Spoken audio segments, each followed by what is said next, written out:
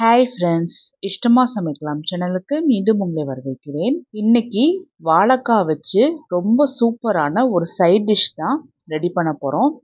எல்லா விதமான சாதத்துக்குமே ரொம்ப அற்புதமாக இருக்கும். ரொம்ப சீக்கிரமாகவும் செஞ்சு முடிச்சிடலாம். ரொம்ப சுவையாகவும் இருக்கும். இது வரைக்கும் இஷ்டமா சமைக்கலாம் சேனலை சப்ஸ்கிரைப் பண்ணிக்கலனா சப்ஸ்கிரைப் பண்ணிக்கோங்க. டெய்லி நான் போடுற வீடியோஸ் உடனுக்குடனே நோட்டிஃபிகேஷன் வர பெல் ஐக்கான் ப்ரெஸ் பண்ணிக்கோங்க. இன்னைக்கு நான் 2 வாழைக்காய் எடுத்திருக்கேன். வாழைக்காவோட தோலெல்லாம் நீக்கிட்டு இதை நான் நீட்டமாக தான் கட் பண்ணி எடுத்துக்க போகிறேன். நீங்கள் உங்களுக்கு எந்த ஷேப்பில் வேணுமோ அந்த ஷேப்பில் கட் பண்ணி எடுத்துக்கோங்க. வாழைக்காய் கட் பண்ண உடனே உப்பு போட்ட தண்ணியில் ஊற வச்சுருங்க. அப்போ தான் கலர் மாறாமல் இருக்கும். கடாயில் 1 டீஸ்பூன் சோம்பு, பாதி டீஸ்பூன் ஜீரகம், 1 டீஸ்பூன் வரமல்லி, 10 குருமிளகு, இது எல்லாத்தையுமே மிதமான சூட்லேயே நல்லா வறுத்து எடுத்துக்கணும். இது கூட காரம் தேவையான அளவுக்கு வரமிளகா போட்டுக்கலாம். நான் ஒரு 7 வரமிளகா பக்கம் எடுத்திருக்கேன். இதையும் நல்லா வறுத்து எடுத்துட்டு நான் இதில் ஒரே ஒரு காஷ்மீரி மிளகாய் மட்டும் போடுறேன் கலருக்காக.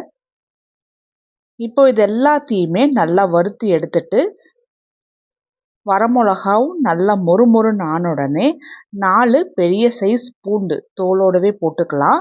அதையுமே நல்லா வரமிளகாவோட சேர்த்து நல்லா வறுப்பட்டு எடுத்துட்டு வேறொரு பிளேட்டில் மாற்றி எடுத்து வச்சுருவோம்.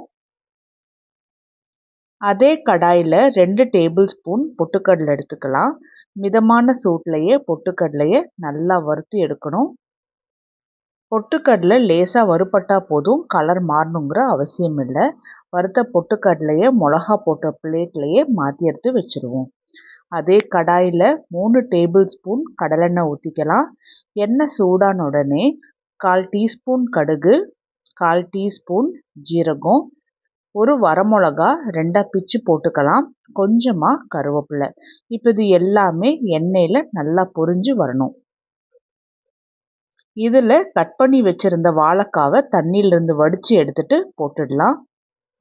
மீடியம் டு ஹை ஃப்ளேமில் வச்சு வாழைக்காவை எண்ணெயில் ஒரு முறை நல்லா கலந்துட்டுட்டு இதில் 1/4 டீஸ்பூன் மஞ்சள், 1/4 டீஸ்பூன் பெருங்காயத்தூள், தேவையான அளவுக்கு உப்பு, நான் கல்லுப்பு போட்டுக்கிறேன்.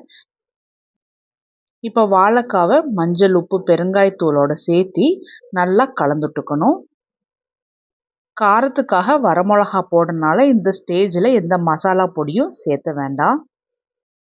வாழைக்காவை மூடி வச்சுட்டு மீடியம் டு ஹை ஃப்ளேம்லேயே வேகிறதுக்கு விட்டுருவோம். அப்பப்போ கொஞ்சம் ஓப்பன் பண்ணி கலந்துட்டுக்கோங்க. ஒரு 2 தடவை ஓப்பன் பண்ணி கலந்துட்டா போதும்.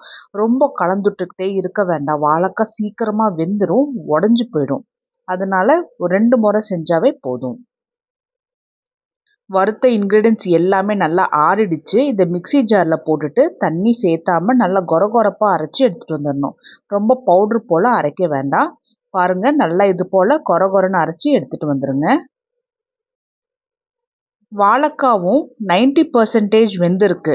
இந்த ஸ்டேஜ் கரெக்டாக இருக்கும். அப்போ தான் மசாலாலாம் போட்டு கிண்டும் போது வாழைக்காய் உடையாமல் இருக்கும்.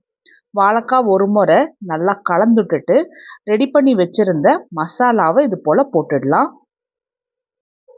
மசாலாவோட சேர்த்தி வாழைக்காவை நல்லா கலந்துட்டுக்கணும். இதை தவிர வேறு எக்ஸ்ட்ரா மசாலா எதுவும் நம்ம இந்த வாழைக்காய் பொரியலுக்கு சேர்த்த போகிறது கிடையாது. வாழைக்காவை நல்லா கலந்துட்டுடலாம்.